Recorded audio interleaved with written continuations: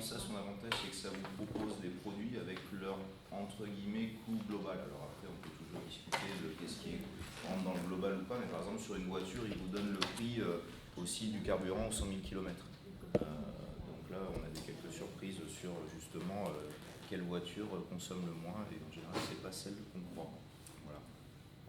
Et l'autre netto, c'est sur du produit en consommation. Notéo, je peux vous le montrer sur mon portable si vous voulez. C'est vraiment, vous scannez un produit quelconque. Alors ils ont 45 000 références qui sont presque tout, mais par exemple, voilà, vous pouvez, voilà, ça se présente comme ça.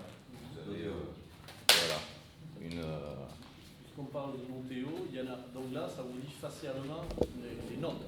Ça vous dit que les notes. Il y en a un autre qui peut être en rapport direct avec ce que je pense moi. Ça tombe bien parce que ça s'appelle Megou.fr. Et lui, il en a 52 000. Donc ça tombe bien parce que vous êtes à 45 là. Et donc Megou.fr, vous déclarez quel type de poids vous donnez au prix. Si vous dites, moi c'est 10 points le prix, la qualité c'est 1 point. Et donc ça vous décrit un profil qui est vous. Et en fait, au bout, les produits sont aussi notés comme ça. Hein, mais au bout, ça vous donne les produits qui vous correspondent le mieux. C'est-à-dire vous avez un profil plutôt écolo, un profil plutôt radin, des fois on est radin mais ça n'a pas de fric, hein. Un profil plutôt local, un profil plutôt éthique, voilà, donc c'est des critères aussi où, en fonction de votre profil, on vous fait apparaître ce qui vous va bien. C'est vrai, Notéo aussi. Moi, comme j'ai un partenariat avec Megou.fr, je le préfère. Lequel est le responsable de la personne? C'est ça. Et qu'est-ce qu'il y a derrière ces sites-là? Ces applications Carrefour. Par exemple, sur Notéo, ils ont 2 financeurs publics, la ville de Nantes et la région. Nantes, c'est l'État? Non. Notre société, donc Megou.fr, c'est les Parisiens qui sont l'incubateur. Et le centre, ce sont des privés qui ont financé ça. Voilà, en tout cas, quelle que soit l'initiative, vous avez aujourd'hui des outils qui permettent d'orienter. C'est super intéressant ces outils. Après, voilà. Il faut savoir qu'il est derrière. Et puis surtout, il faut relativiser. Parce que c'est sur un état de connaissance aujourd'hui. Sachant que la directrice de la communication me disait que eux, ils ont noté 8000 substances chimiques sur les 130 000 possibles aujourd'hui dans la consommation. Donc bien sûr, chaque année, ils vont augmenter, sachant que le site il date de décembre 2012, donc c'est déjà pas mal. Voilà, mais c'est un état de fait, et puis bon, après il faut relativiser par rapport à aussi la connaissance qu'on a nous et que eux n'ont peut-être pas. Voilà. Oui, les produits locaux par exemple. C'est pour ça que le partenariat qu'on va faire avec Megou.fr, c'est lui amener des produits locaux pour pouvoir diversifier les 45 000 ou il est à 50 000 autres, bon, les 45 000 qui sont en réalité des grandes surfaces, même les marques distributeurs. Qu'est-ce qu'on a référencé au niveau national? C'est ça la plupart des temps qu'on attaque, et logiquement d'ailleurs, dans l'analyse au début, pour après se trouver bien mari, puisqu'on n'a pas de relais aux produits locaux. Puis il y a les faux produits locaux qu'on croit qu'ils sont locaux et qui ne sont pas locaux. Voilà. Oui, c'est l'étiquette. On va laisser. Oui, faire le débat. Ça montre que ça intéresse. Alors moi je me présente rapidement, je suis Amélie Clavé-Navarre, je suis conseillère entreprise à la CCI de Bayonne. Je vais aussi présenter Maïder Derivan, qui en fait est conseillère entreprise à la CCI de Bayonne, qui est responsable du développement durable pour la CCI. Et c'est elle qui est vraiment à l'origine du dispositif que je vais vous présenter ce soir. Comme elle a travaillé pour la planète. Elle était en congé maternité, donc j'ai pris le relais de ce projet. Et c'est vraiment elle qui est à l'initiative. Et je vais présenter évidemment. Alors oui, donc moi je suis Romain Garcia, à l'ADEME, chargé de mission achat responsable et consommation. Et c'est un peu la même chose qu'Amélie ici, puisque j'ai pris la place de celui qui a porté le projet à l'ADEME, voilà, donc ce qui n'a pas facilité les choses pour la bonne continuation du projet, mais bon, on a eu des résultats qui étaient plutôt sympathiques à la fin. Oui, et puis on peut dire que c'est presque une des premières fois que les 2 CCI du département travaillent ensemble. Voilà, c'est remarquable. exactement. Ouais. Oui, pourquoi il y a 2 CCI? Non, c'est vrai, je le redirai, mais effectivement, c'est un projet qu'on a monté avec la CCI Pau Béarn. Quand Marion m'a proposé de participer à cette conférence, Je dis oui, effectivement, on a monté une formation. Je dis mais bon, les entreprises, elles sont en train de mettre leur plan d'action en place. Bon, puis responsable, il ne faut pas attendre. Enfin, j'ai vu que le GER, c'était les entreprises respectueuses de l'environnement. Il n'y a pas une révolution verte dans les 6 entreprises qu'on a rencontrées et qu'on a accompagnées qui s'est mis en place. Et elle m'a dit, mais justement, c'est ça que je veux, c'est la réalité du terrain, c'est les difficultés, c'est ce qui a été fait avec voilà, la mesure, la marge de manœuvre sur les entreprises, sur leur politique de prix par rapport à un engagement davantage RSE qui pourrait... Bon, bref, c'est vraiment la réalité des entreprises que vous attendez. Donc c'est ce qu'on va essayer de faire avec Romain, avec Anita qui était à beaucoup de rendez-vous entreprises avec nous, et puis avec Monsieur Lureau qui est dirigeant d'une des entreprises qui a participé à la formation, le spécialiste en emballage. Peut-être que vous aurez l'occasion de vous représenter ensuite, mais n'hésitez pas à enrichir mes exemples. Je vais répondre à 3 questions ce soir. Pourquoi la CCI, les CCI de Pau et Béarn et Bayonne-Pays Basque ont mis en place un projet sur les achats responsables? Ensuite, qu'est-ce qu'on propose et pourquoi? Et avec qui? Notamment Romain, Garcia, Hélène. Et puis, quel retour d'expérience des 6 entreprises qui ont participé à la formation action sur les achats responsables? Pourquoi un projet achat responsable sur le département? Il y a une double conviction, c'est agir sur les achats et agir de manière responsable. Et la synthèse se réunit dans l'acheteur responsable. Alors pourquoi agir sur les achats? Ça c'est un peu une redite, mais quand même, les achats c'est un poids significatif, ça pèse un poids significatif dans le chiffre d'affaires des entreprises. Donc de l'hôtellerie qui a 30% de montant achat sur son chiffre d'affaires, on arrive à des industries chimiques sur lesquelles on est à 70%. Et dans les acteurs qu'on avait dans notre formation, il y en a qui étaient à 75% du montant de leurs achats sur le chiffre d'affaires. Donc il y a vraiment un poids significatif et c'est vraiment un levier d'amélioration de la marge, mais direct. Et dans ces temps peut-être qui sont difficiles commercialement, réduire ses coûts, réduire ses charges en diminuant ses achats, c'est vraiment un potentiel énorme. Ça, c'est vraiment conviction qu'en agissant sur les achats, on est bon. Et notre conviction a été alimentée par une enquête qu'a lancée Maider, justement, en novembre 2012, avec Laurence Boisben, sur comment sont organisées les entreprises sur la fonction achat dans les Pyrénées-Atlantiques. Il y a 130 entreprises qui ont répondu, et on s'est rendu compte que la moitié des entreprises dont le montant des achats correspond est entre 20 et 60% de leur chiffre d'affaires, donc c'est quand même significatif, n'ont pas dédié une équipe ou un collaborateur à la fonction achat. Donc il y a vraiment,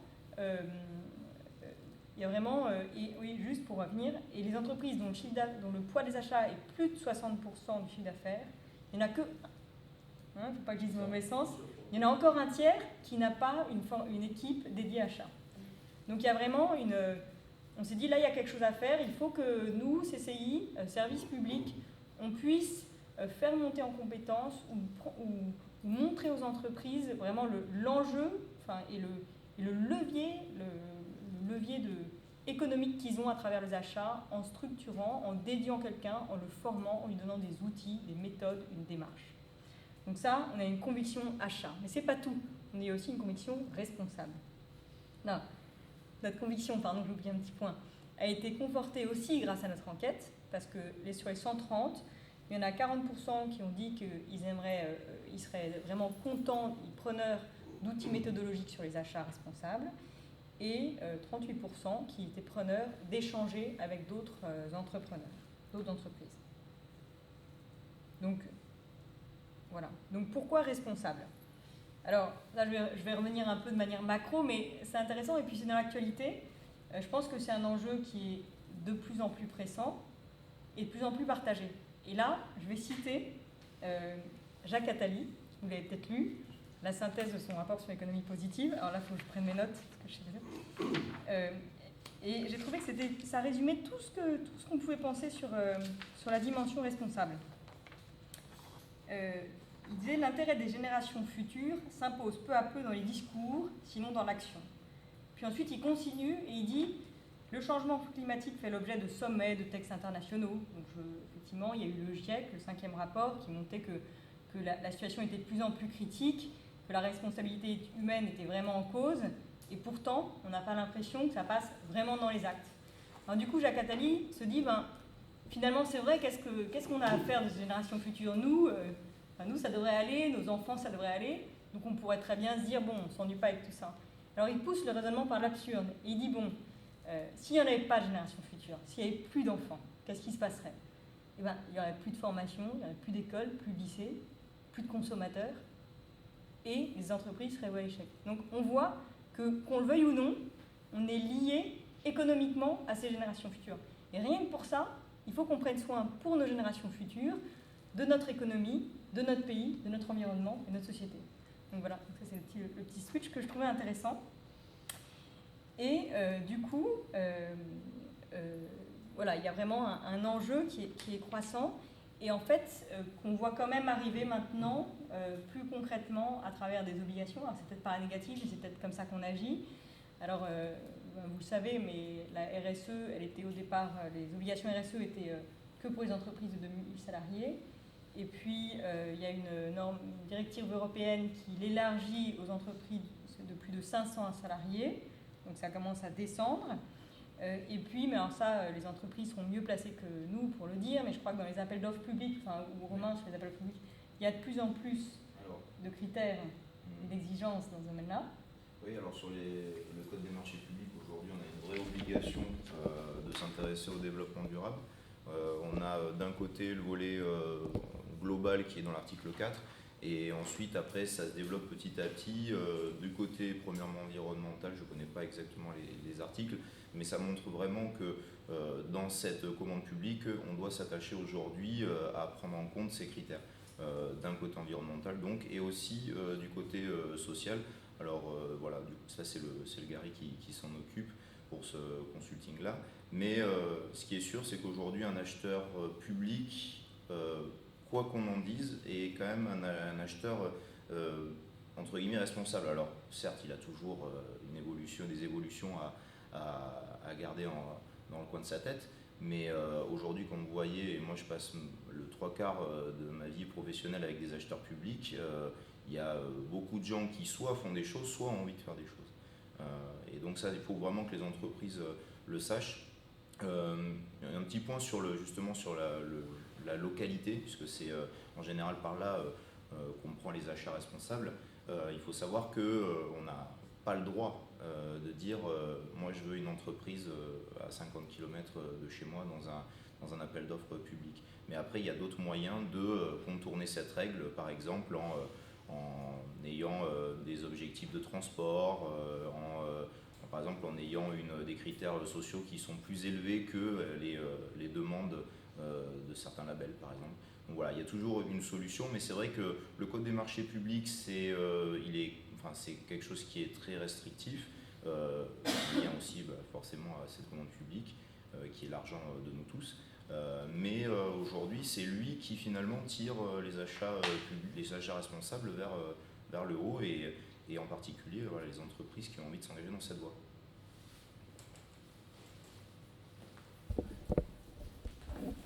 Et donc voilà, donc encore un exemple pour montrer que c'est de plus en plus pressant, il y a de plus en plus d'obligations, ça arrive dans les actes, et la dimension responsable, et ça va être l'objet de la raison pour laquelle on y est, c'est vraiment, ça s'inscrit très bien dans les achats.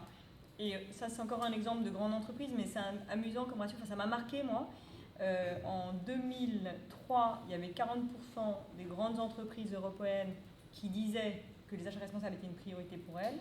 Et en 2011, on est à 92%. Enfin vraiment, donc là encore, on est sur des entreprises peut-être qui ont les moyens de le faire, qui ont cette marge de manœuvre, qui sont peut-être elles-mêmes plus pressées par des obligations légales. Mais on voit qu'il y a sans doute un switch qui est en train de s'effectuer. Et donc, il faut qu'on y soit. Alors, justement, un petit point là-dessus.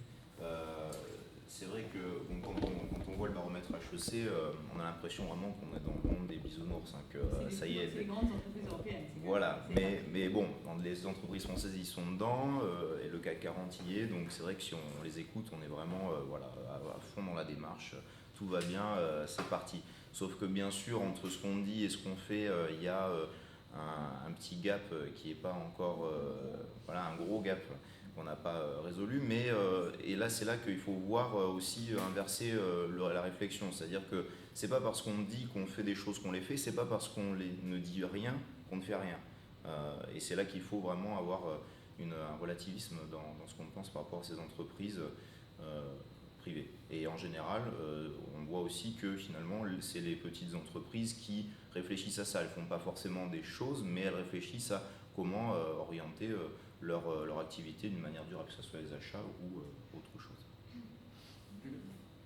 Une approche aussi qui fait que la plupart du temps, si vous voulez avoir une démarche responsable dans une entreprise, vous appuyez sur un système d'information. En 2012, il y a un groupe intellectuel français chez l'entreprise qui a déclaré qu'il n'y avait pas aujourd'hui de système d'information dans lequel les achats responsables étaient paramétrés pour pouvoir donner une visibilité à l'acheteur. Ce qui laissait supposer qu'il fallait qu'il y ait un Excel à côté ou qu'il y ait un extra quelque chose. Donc il ne pouvait pas être jugé et jaugé sur sa démarche, puisque le système d'information ne le permettait pas. Tout à fait. Après, c'est pas parce qu'il n'existe pas qu'on ne peut pas le faire. Tout à fait. Mais en fait, s'il fait partie des fonctionnalités standards, c'est quand même plus simple. Oui, mais là, on est encore sur une démarche nouvelle. Les achats responsables en France, ça a 10 ans. Justement, j'étais à la SNCF il y a peu de temps de ça. Ils ont leur direction des achats durables depuis 5-6 ans. Donc, on ne peut pas demander, c'est sûr, à ces structures-là de développer quelque chose en 3 coups de cuillère, comme ça. Donc, non, je pense que c'est plutôt positif parce que en l'espace de 5-6 ans, justement, il y a eu beaucoup de choses qui sont faites, il y a des formations qui sont réalisées. Je vais essayer de pas trop parler là. Mais on peut quand même s'appuyer sur la puissance publique, puisqu'on voit qu'à l'ADEME, aujourd'hui, c'est un sujet qui se développe petit à petit. Certes, à l'ADEME Aquitaine, il y a un poste qui est le mien aujourd'hui, qui est dédié à ce sujet-là, et c'est une exception. Mais on commence, moi je le vois avec mes collègues d'autres ADEME dans les autres régions, à s'intéresser à ce sujet. Donc il y a vraiment cet intérêt de la puissance publique pour le sujet. Il y a des fonds aussi qui sont dégagés pour former les entreprises ou les structures qui le souhaitent. Donc on est vraiment sur une bonne dynamique et qui va aller de plus en plus fort, je pense.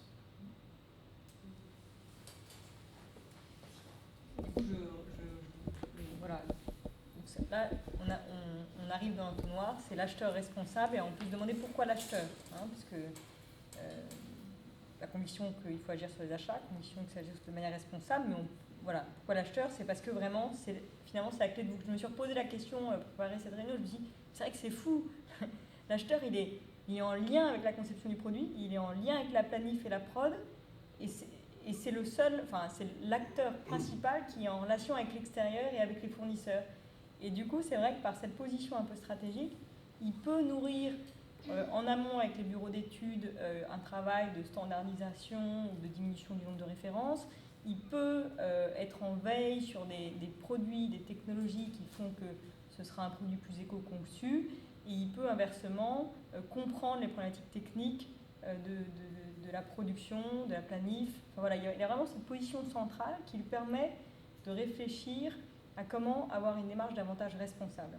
Et puis, évidemment, alors, dans sa relation avec les fournisseurs, c'est lui qui est le garant de la filière d'approvisionnement, le garant de la qualité de la filière d'approvisionnement. Et en ça, son rôle est majeur quand on veut mettre en place une démarche responsable. Et d'où justement l'intérêt d'aller dans cette démarche aujourd'hui. On a un phénomène d'externalisation de plus en plus poussé des fonctions d'entreprise.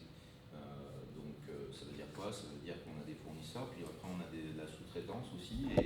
Et alors, vous preniez l'exemple tout à l'heure, je l'ai entendu de notre entreprise Panguero, merveilleuse entreprise, mais là encore, c'est leur faute et c'est pas leur faute en même temps, parce que le acheteur a perdu le contrôle de sa chaîne d'approvisionnement. Mais là encore, est-ce que c'est si facile que ça? J'en suis pas si sûr aujourd'hui de savoir, malgré toute la traçabilité qu'on peut avoir sur le sujet. Voilà. Donc les achats responsables, c'est se dire aussi, mince, qu'est-ce que je peux contrôler et avec quel outil? Et ça, c'est très important de se poser cette question-là. Il y a des choses aujourd'hui où on se dit, ah bah oui, ça va me coûter moins cher, hop, allez, je vais le mettre, même pas forcément très loin, en Hongrie ou en Roumanie, Mais est-ce que c'est la bonne solution? Est-ce que je vais avoir un garant de qualité derrière, sachant que le consommateur, on en a parlé tout à l'heure, le demande expressément? Voilà, il n'y a pas de réponse, mais c'est une question à se poser aujourd'hui. Et les achats responsables rentrent dans cette question-là. Oui, je rebondis, enfin, je le souligne, mais c'est vrai qu'on peut connaître les fournisseurs, qui peut éventuellement les évaluer, les contrôler, qui peut aussi mettre en place une relation durable avec eux, vraiment un partenariat, qui peut même amener à des résolutions de contraintes et un jeu gagnant-gagnant. Enfin, comprendre la contrainte de son fournisseur, ça peut être proposer une meilleure manière de fonctionner ensemble, de gagner sur les délais ou sur les coûts. Voilà, c'est vraiment ce point-là. Et ensuite, plus en amont, sur la conception du produit, ça je le disais, il peut être force de proposition sur de l'éco-conception, ou sur de la standardisation, ou sur de la baisse de référence. Voilà. Alors nous, qu'est-ce qu'on propose? Alors, parce que la baisse de référence et la standardisation, c'est un projet qui est obligatoirement, nécessairement... En tout cas, il peut amener une réflexion sur le bon besoin, en fait. Donc, juste en quantité, juste avec quelle qualité, et il peut avoir une réflexion sur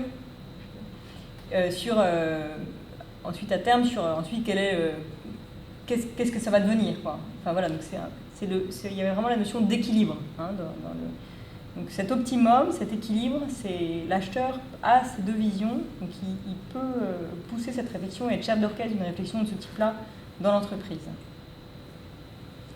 Ensuite, j'en reviens à notre offre de service. Alors, suite à l'enquête, on propose donc, principalement, ça va être rapide, mais des informations et des actualités sur les achats responsables. Donc pour ça, on écrit une lettre d'information. Il y en a une première qui a été publiée en septembre. Ensuite, il y a ce type de conférence. Ensuite, on a mis en place en novembre dernier une enquête qui a vocation à être annuelle. Donc très certainement, d'ici la fin 2014, les répondants vont recevoir une enquête pour la mettre à jour et aller plus loin sur la compréhension et la connaissance des achats responsables et des attentes des entreprises des Pyrénées-Atlantiques. Donc ça, c'est en termes d'information et d'actualité. Et ensuite, on propose, alors à travers la formation action que je vais vous présenter, des outils de la méthodologie. Je reviendrai sur cette formation, plus précisément, sur ces objectifs, ce qui s'est passé. Elle a été animée par Atlante, qui est présent ici ce soir. Voilà. Et puis, une autre demande, mais ça a initié, c'est vraiment créer peut-être un club acheteur ou des rencontres entre acheteurs. Voilà, là, on a recueilli la demande, on n'a pas encore formulé la proposition derrière. C'est vrai que nous aussi, on travaille à l'ADEME avec en particulier aussi notre réseau d'acheteurs publics, le réseau 3R. Alors après, bon, ça, comme je le disais tout à l'heure, Amélie, ça peut rentrer en jeu d'autres problématiques. Mais aujourd'hui, c'est vrai que sur l'achat privé, on en est au début, alors que l'achat public, comme je le disais, l'achat public responsable, il est vraiment développé dans la région. On va essayer de mettre en place ces relations entre les acheteurs publics et les acheteurs privés pour que la démarche prenne bien tout son sens aussi du côté privé. Une petite chanson pour finir. Ça va, ça. C'est la bonne musique. Ah, insiste la musique. Alors l'offre de service, on l'a pas construite seule, on l'a construite avec des partenaires. Donc je vais laisser Romain à nouveau présenter, parce qu'il y a l'ADEME, il y a la CEDAF et il y a aussi l'apport, mais que précisera Romain, du GARI. Voilà. Alors bon, je vais essayer après de laisser quand même la parole à Amélie. Donc l'ADEME, c'est l'Agence d'environnement et maîtrise de l'énergie, donc c'est une structure étatique. Dont les premiers cœurs de métier sont les déchets et l'énergie, pour aller rapidement avec le bâtiment aussi. Les achats responsables, c'est venu après, et c'est grâce à mon prédécesseur Antoine Bonche qu'aujourd'hui il y a un poste qui est dédié à cette fonction dans l'entreprise, dans l'ADEME, au sein de l'ADEME. Alors après, on a une délégation en Aquitaine, comme dans toutes les régions en France. On a des collègues d'ailleurs qui sont très bien placés, puis qui sont à La Réunion. C'est le rêve de tout chacun d'aller passer 2-3 ans à La Réunion, à l'ADEME, là-bas. Mais trêve de plaisanterie, c'est vrai que c'est vraiment aujourd'hui un moyen technique et surtout aussi financier d'apporter quelque chose sur cette démarche.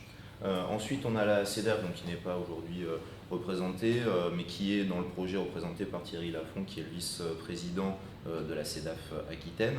Donc c'est la compagnie des acheteurs et dirigeants de France, qui était représentée jusqu'à il y a peu par Pierre Pelouzet, directeur des achats de la SNCF. Maintenant il est médiateur pour les petites et moyennes entreprises, je crois, au sein de l'État. Donc leur objectif à eux, c'est vraiment d'avoir, c'est comme un club d'acheteurs, hein, donc leur objectif, c'est de faire des réunions sur le sujet et de faire du réseau entre acheteurs. Alors juste là-dessus, donc oui. il y a un réseau de 1600 acheteurs, j'ai regardé tout à l'heure sur Internet. Ils ont 4 missions: promouvoir le métier d'acheteur. C'est vrai que c'est un métier qui est quand même assez récent, donc ils essaient d'en faire la promotion, de rassembler les acheteurs et de professionnaliser cette fonction et d'informer. Donc voilà, sur leur site, il y a quand même beaucoup de méthodologies, d'outils qui sont proposés, des événements. Voilà. 4 missions: promouvoir, rassembler, professionnaliser, informer. Et voilà, et puis enfin pour le Gary, rapidement, c'est la structure qui s'occupe de l'aspect social des achats responsables, puisqu'ils ont, c'est un réseau d'entreprises du secteur adapté, secteur protégé, donc qui emploient des personnes handicapées ou des personnes en réinsertion dans toute la région. Donc si les entreprises cherchent des prestataires, ils peuvent s'adresser à Aurore Prévost, qui représente le Gary dans ce projet. Alors, je corrige un tout petit peu. Il n'y a que la dimension. Il n'y a pas les ESAT ne se correspondent pas. Donc, tout ce qui est les travailleurs handicapés ne sont pas dans le Gary. C'est vraiment qu'un réseau de l'insertion par l'économie. Donc, c'est des personnes en difficulté. Donc, en fait, soit ils proposent des formations à ces personnes, soit ils proposent. Soit ils ont. En fait, ils ont 3 types de structures. Des structures de formation, qui s'appellent les chantiers éducation, je crois, ou les chantiers. Ensuite, il y a des structures d'intérim. Et ensuite, carrément des entreprises. Alors, la plupart du temps, l'objet de ces entreprises, c'est le jardinage ou des travaux manuels. Voilà, donc 3 types de structures. Voilà. Alors, quel retour d'expérience? Donc, je vais rapidement vous présenter les entreprises qui ont participé. Il y en a 6. Je vais essayer de vous dire finalement quels ont été les enseignements clés de cette formation et quels ont été les bénéfices pour ces entreprises. Et au départ, vous étiez parti, votre objectif c'était 6 ou c'était plus? C'était 6. D'accord. C'était 6 pour que ce soit un petit nombre qui permette à la fois l'accompagnement par Atlance, parce qu'en fait, oui, par Atlance, et puis que ce soit un bon dimensionnement qui permette un suivi individuel.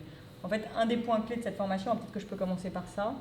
Bon, l'objectif, c'est de professionnaliser la fonction achat dans les PME participantes, intégrer et mettre en œuvre une politique d'achat responsable et accroître leur performance économique, sociétale et environnementale. Ça, c'est les objectifs de manière un peu macro. Et en fait, les clés de cette formation, c'est qu'il y avait à la fois du collectif, donc les entreprises animées par... Alors, ouais, déjà, point clé 1, c'est que c'était animé par un consultant spécialiste dans les achats.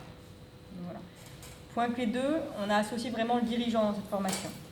Parce qu'on ne peut pas mettre en place une politique d'achat responsable sans avoir l'implication et la volonté du dirigeant. Un acheteur tout seul, et c'était le cas parmi une des entreprises qui est très impliquée, qui a envie de pousser la dimension responsable dans ses achats, s'il n'y a pas l'écho et le fait de pousser par la direction, ça ne voit jamais le jour.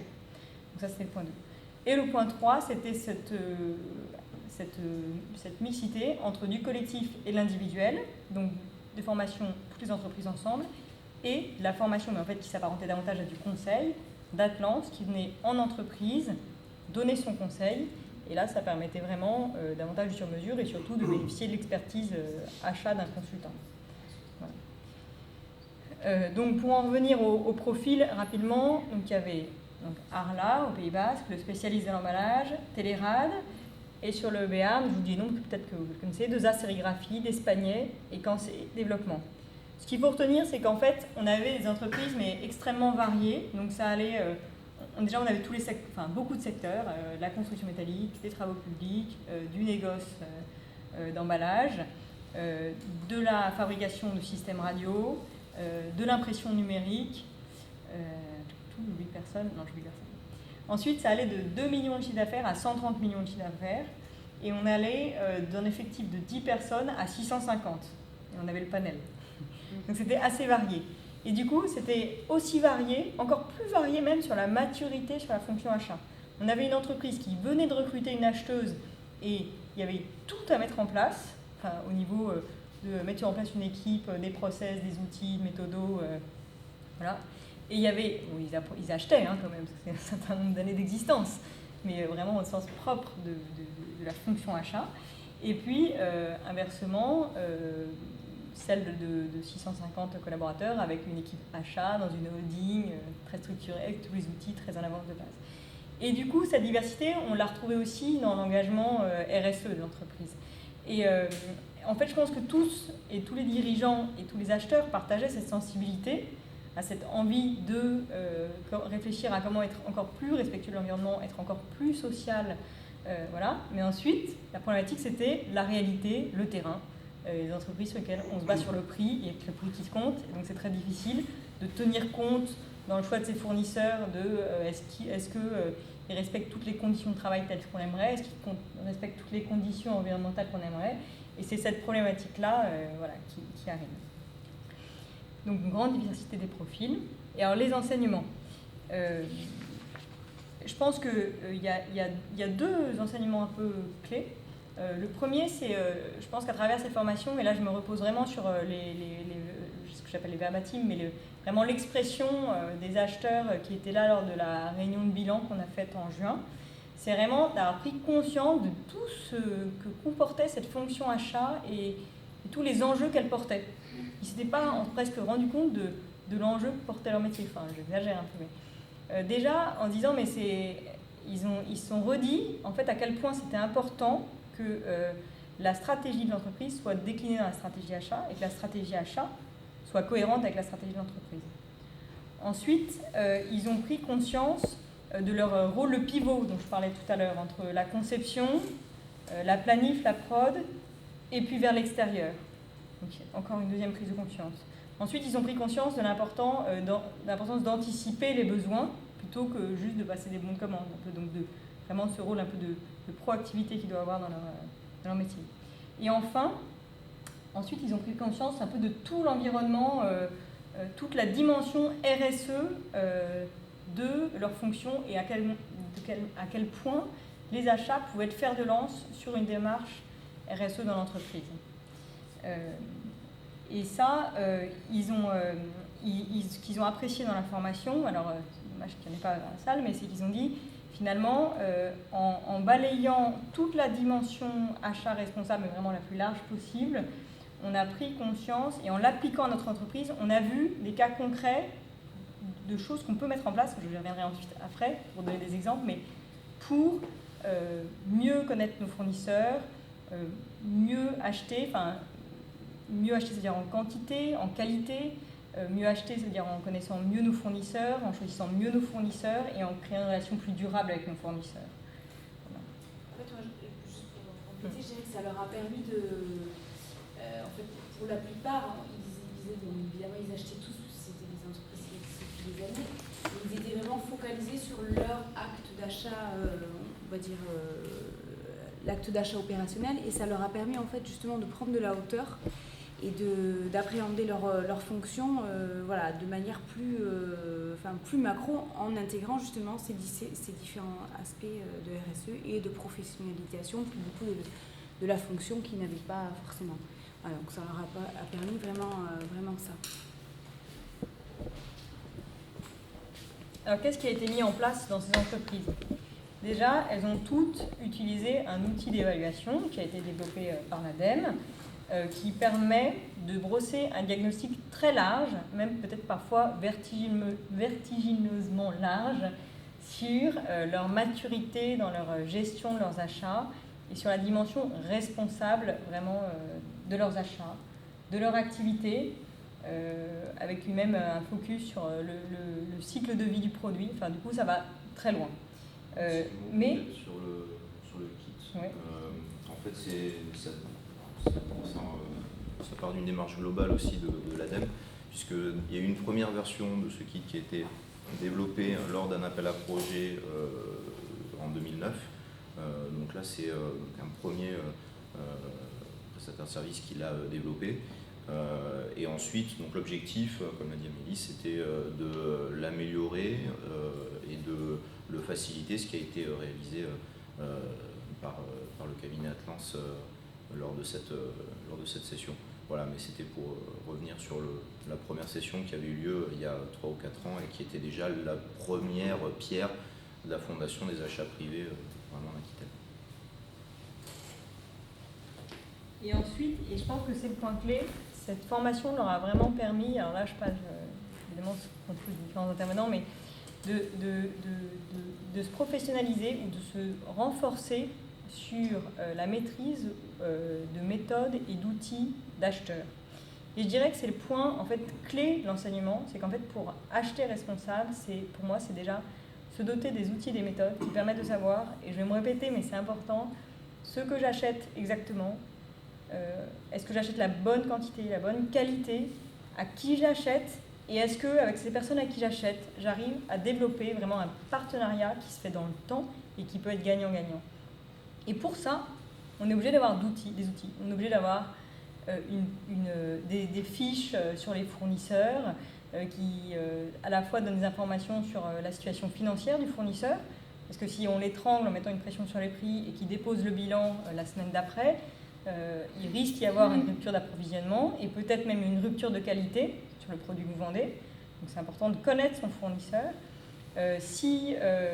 En connaissant son fournisseur et en voyant un peu quelle est sa démarche RSE, c'est peut-être des éléments qu'on va pouvoir mettre en avant et valoriser dans sa vente. Enfin, je vais revenir là-dessus, mais voilà. En fait, je pense que Atlance a vraiment beaucoup apporté sur cet aspect-là, vraiment en rappelant ce que c'est et en aidant à rédiger une procédure d'achat, en rappelant ce que c'est et l'importance d'organiser des consultations qui soient organisées justement avec des outils standardisés pour ne pas réécrire à chaque fois sur une feuille sa demande de prix.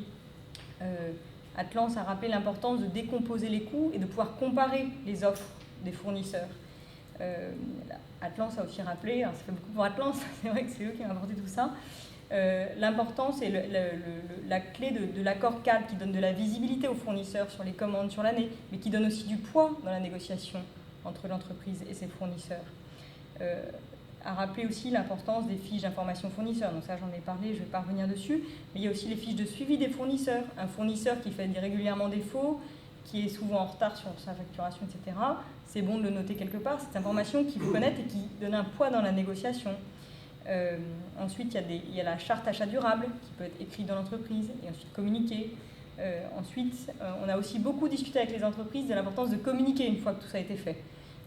Et de la transformation de l'essai qui passe par la communication de toutes les initiatives pour mieux connaître ses fournisseurs et mieux acheter. Et en fait, je pense, alors que le projet, alors c'était beaucoup un audit des entreprises, mais que ça a permis quand même de mettre en place un plan d'action et d'initier dans une démarche projet la mise en place d'outils et méthodologies qui permettent davantage de se professionnaliser. Et qui dit être plus professionnel sur ses achats, c'est être plus responsable. Pour moi, ça va de pair. Et alors, qu'est-ce que ça a apporté aujourd'hui ? Il y a déjà des entreprises qui ont bénéficié d'économies suite à cette formation. Il y en a une que je ne citerai pas, mais qui a bénéficié de 15% d'économies sur 6 mois. Et comment ? Eh bien parce qu'elle a organisé une consultation.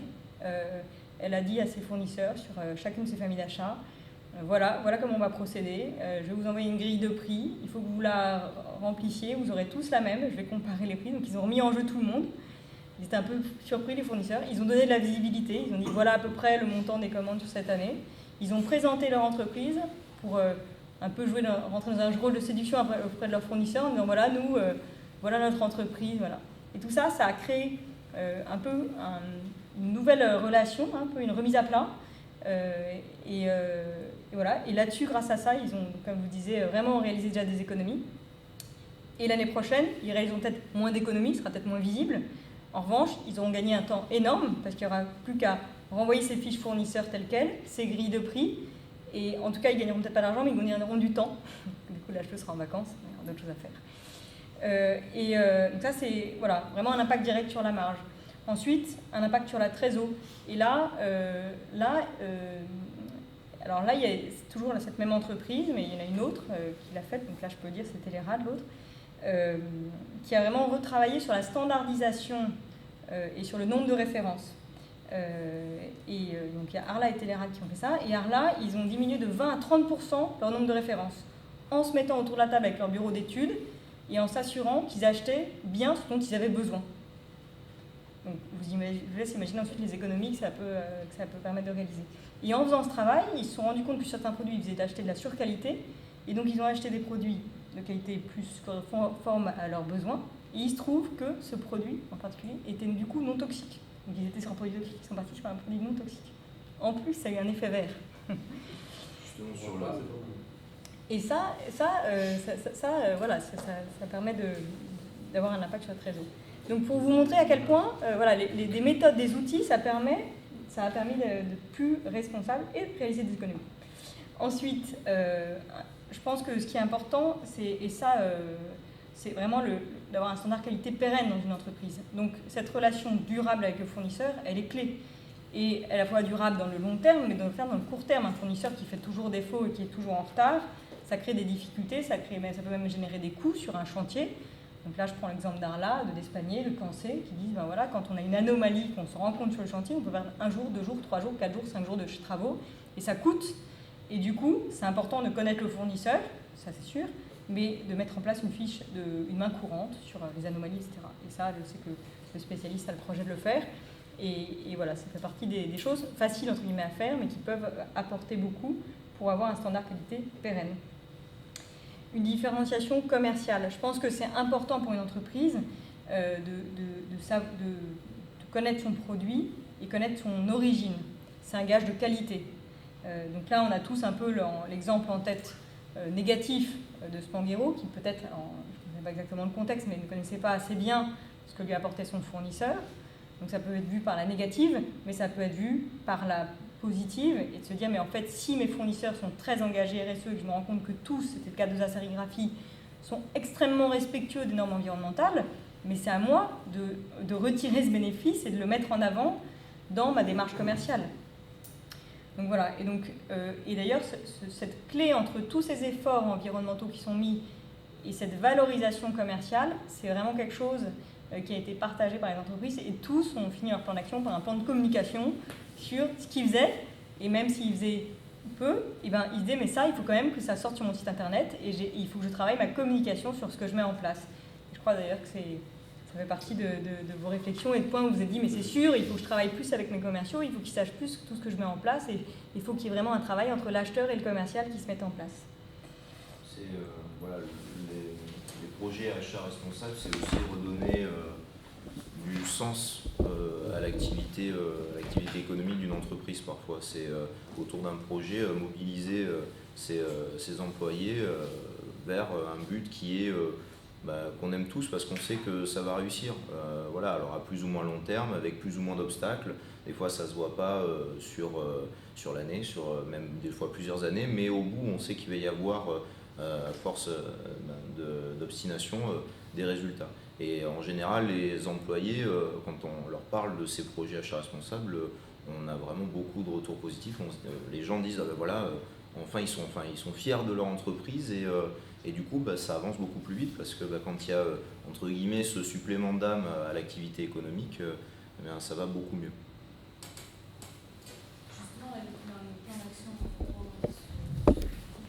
Dans les plans d'action qui ont été mis en place, on a essayé de mettre en place des actions en fonction des priorités, évidemment aussi de la charge de travail des différentes personnes, des plans d'action sur le court terme et sur le long terme.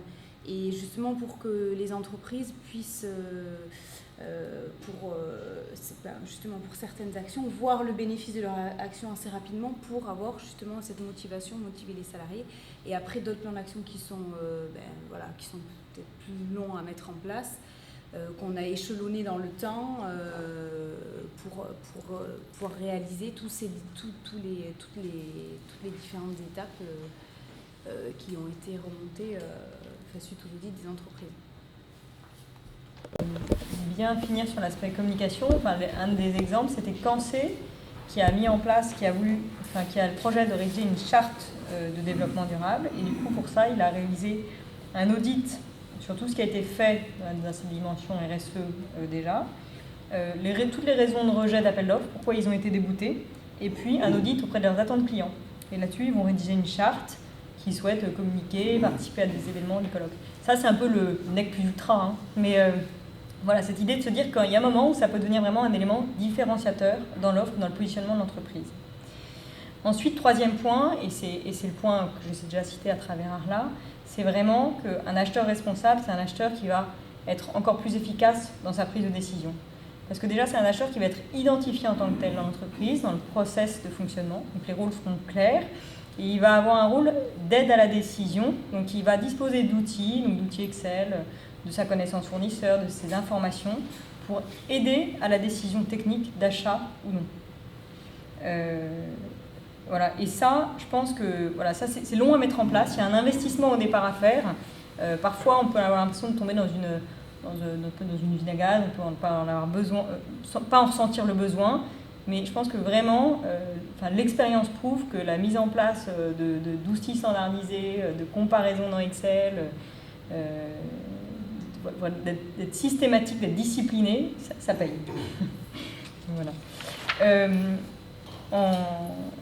Voilà, je pense que vraiment, moi, l'enseignement, c'était de dire un acheteur responsable, c'est un acheteur qui sait ce qu'il achète et à qui il achète et qui sait de faire durer cette vie dans le temps. Et donc, pas besoin de... Il y a différents niveaux, quoi. Il y a un niveau un peu... Il y a la prévention, l'action responsable et la transformation responsable. Donc, aujourd'hui, je pense que se professionnaliser en tant qu'acheteur, c'est déjà être responsable. Et ensuite, l'idée, c'est progressivement d'essayer d'être plus en plus vigilant sur les aspects environnementaux, sociaux, d'être plus en plus et ensuite de le mettre en valeur. Voilà, il y a un peu différents niveaux et voilà. Excusez-moi, juste une question. Vous n'en avez vu que 3. Il y avait beaucoup de gens qui étaient candidats et vous avez choisi, ou vous avez eu du mal à les trouver les 3. C'était 6. On en a eu. Alors, de chaque côté. On en a eu 3 ici, 3. Ah, pardon. Donc il y avait 3 d'un côté et 3 de l'autre. D'accord. Vous aviez 15 candidats et vous en avez retenu 3. On avait 8 candidats, on en a retenu 6, mais on a prospecté au cas par cas. Donc sur la base de l'enquête qu'on avait faite, on a vu ceux qui étaient intéressés et on a commencé notre démarche de rendez-vous. Et dès qu'on a eu 8 candidats, on s'est arrêté parce qu'on savait qu'il n'y avait que 6 places.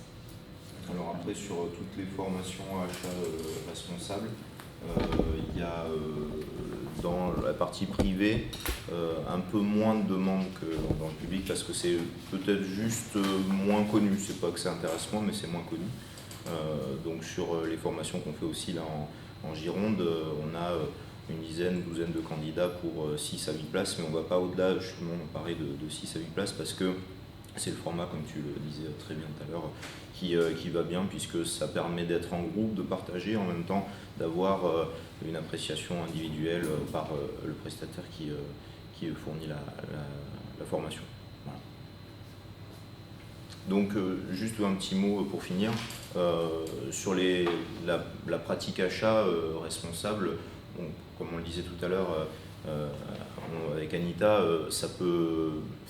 on peut s'en faire une montagne, mais ça ne l'est pas du tout parce que il faut commencer simple, voir ce qui fonctionne, ce qui ne fonctionne pas, et on peut tout de suite trouver des moyens d'aller dans cette démarche. Alors justement, la charte achat responsable, c'est en général le point d'ancrage.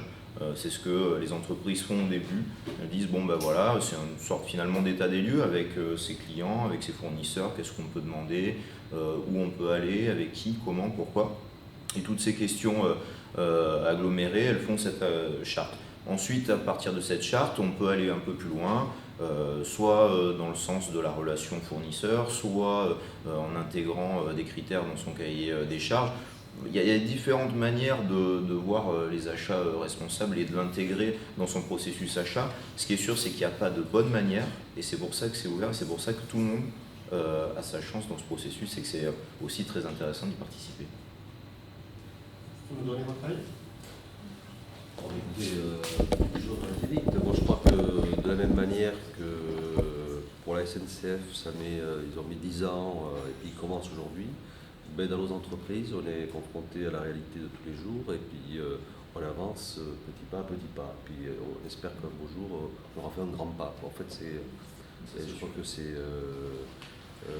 c'est que ça. Nous, on découvre. Alors, à partir du diagnostic initial, on avait un certain nombre d'axes de travail et puis finalement, à la réflexion, on a même pris d'autres priorités. Parce qu'en réalité, des achats responsables, on en fait tous les jours, un petit peu. Mais on a du mal à structurer notre démarche. Alors là, c'est un outil de démarche. Alors voilà, comment je vais dire, la limite que je vois à ça, moi, je n'avais pas tout à fait compris quand Maïder nous avait présenté le projet. Bon, immédiatement, c'est Maïder, c'est vous qui nous avez présenté le projet. Je pensais que ça ne s'adressait qu'à l'acheteur. En réalité, on s'est vite aperçu que ça s'adresse surtout aux dirigeants qui s'impliquent dans ce projet, parce que c'est lourd derrière. Hein. Il y a un diagnostic, c'est du travail. On l'a fait avec vous, Amélie. C'est quelque chose, voilà. Alors, et c'est une démarche. Si l'acheteur n'a pas l'autonomie et s'il n'est pas portant tout seul pour amener toutes ces idées neuves dans l'entreprise, il n'y arrive pas, quoi, hein. Alors il faut vraiment l'appui derrière, il faut l'appui de tout le monde parce qu'il faut tirer le projet, hein. C'est très lourd, mais c'est structurant pour l'avenir. Voilà. Alors après, c'est vrai, souvent, ça c'est pour rebondir un petit peu sur ce que vous disiez tout à l'heure, il y avait parlé d'éthique. Alors c'est vrai que souvent il y a des postures. Mais voilà, il y a des postures. Mais nous aussi, en tant que consommateurs, tous les jours, on a des choix à faire, on a des grandes idées pour les entreprises. Et puis, quand on est avec son portefeuille, voilà, ici, on est tous habillés en chinois, ou à 90%, quoi, hein. Et on sait parfaitement que les Chinois, ils ne sont pas tous... ils sont pas tous dans le développement durable. Alors, on ne peut pas juger que les entreprises, que des bons élèves ou que des mauvais élèves, et puis nous-mêmes, dans notre quotidien, je crois que chacun fait comme il peut. Voilà, c'est ça que j'ai surtout envie de dire. Et puis souvent, il faut la piqûre de rappel pour avancer, parce que les projets, vous savez, il y en a un qui se rajoute à l'autre, et puis tout simplement. Mais en fait, voilà, vous avez, je crois, parfaitement résumé l'intérêt de ce qu'il faut faire. Nous, on est une petite entreprise, on a une personne qui s'occupe des achats, elle fait ça, elle fait autre chose, elle fait beaucoup de choses, et puis au total, elle passe ses priorités qui sont... Voilà, parce que nous, on veut faire des achats responsables. Moi, je donne toujours l'exemple. Moi, on en parle chez nous assez régulièrement. On rend des produits, on en jette régulièrement parce que ces fameux produits responsables écologiques, au bout d'un moment, souvent, ils sont en plus périssables plus rapidement. Mais comme personne ne les veut, parce que les gens, nos clients, alors nous, on vend des emballages. Vous savez, les emballages, les clients sont prêts à aller vers les produits durables, mais à condition qu'ils soient même prix. Parce que ça, c'est quand même le grand enseignement qu'il faut... Voilà. Et c'est vrai que nous, on est pareil en tant que consommateurs tous les jours. Voilà. Les entreprises font pareil, finalement. Ouais. Tout à fait. Voilà, parce qu'on sait très bien qu'on va tous acheter chez Amazon ou chez Zalando. C'est pas toujours forcément des exemples d'entreprises durables, quoi, hein. Mais pourtant on le fait. Mais il y a quand même de plus en plus de gens qui achètent une petite part. Comme vous dites, il y a par exemple les ça avance. Vous avez dit, oui, mais tout à fait. 90% de ce qu'on porte est chinois, mais il y a quand même c'est les petits pas. C'est les petits pas. Voilà. C'est les Voilà, et c'est ça que non, mais c'est les petits pas. C'est les petits pas de tous les jours qui, au bout d'un moment, font un grand pas. Mais c'est des pas. Aujourd'hui, les situations sont difficiles quand même, hein, et puis les gens font dans l'entreprise, elles font des choix, elles font. C'est ça, Amélie. C'est un peu ce qu'on. Je trouve que quand même, typiquement, vous, dans l'entreprise, vous avez mis en place un plan d'action qui fait qu'Adeline, Adeline Estate, qui est l'acheteuse, dans 6 mois, dans 1 an, quand elle aura travaillé au bout du plan d'action, je pense qu'elle achètera en connaissant mieux ses fournisseurs, dans une relation peut-être plus équitable. Donc je trouve que ça, c'est responsable. Enfin, ça c'est déjà responsable, je trouve. C'est déjà Mais plus responsable. ce que je veux dire, c'est pas des grandes idées qu'on Non. développe d'un jour à l'autre. Non. C'est Voilà, vraiment la politique des petits pas. Voilà. Et ce qu'on peut dire aussi, c'est qu'on peut tirer notre chapeau aussi des entreprises parce que c'est plus ou moins les pionnières dans la région. Alors la première qu'on connaît bien à l'ADEME, c'est MEDA Manufacturing qui avait justement participé à l'appel à projet 2009 qui s'est engagée au niveau de l'éco-conception. Elle a aussi intégré une démarche sur la logistique. Du coup, ils ont divisé par 2 leur tournée. Au niveau de l'éco-conception, ils ont baissé le poids de leur flacon de bétadine de 1,7 g. Alors ça peut rien dire comme ça, mais c'est finalement 47 tonnes de plastique sur l'année.